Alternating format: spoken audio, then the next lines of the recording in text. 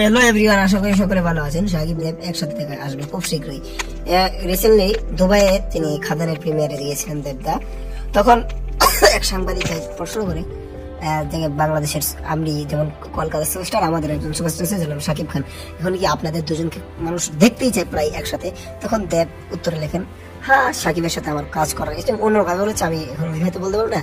তাই দেবের সাথে আমার সাকিবের সাথে আমার কাজ করার যদি ইচ্ছা আছে, যদি একটা স্ক্রিপ্ট আসে, ভালো একটা স্ক্রিপ্ট আছে, তার সেই চরিত্রটার সাকিবের পছন্দ হলো আর আমার চরিত্র পছন্দ হলো, সিরিয়াসলি অবশ্যই আমাদের একসাথে দেখা যাবে। তাহলে এরকম ভাবেই তো যদি তারা দুজনই কিন্তু দুই জায়গার বক্স অফিস কিং, আর তারা যদি একসাথে আসে তাহলে বক্স অফিস ভেঙে চুরমার হয়ে যাবে, একদম ঘুরিয়ে মুড়িয়ে যাবে একেবারে। কি ভাবলেন?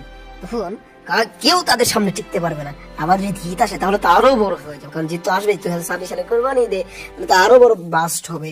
তো দেব তো জিতের থেকে বড় বক্স অফিস কিং, এটা আমরা সবাই জানি। কিন্তু এখন দেখা যায় কি হয়। তো নতুন নতুন ভিডিও পেতে আমাদের চ্যানেলটি সাবস্ক্রাইব করুন।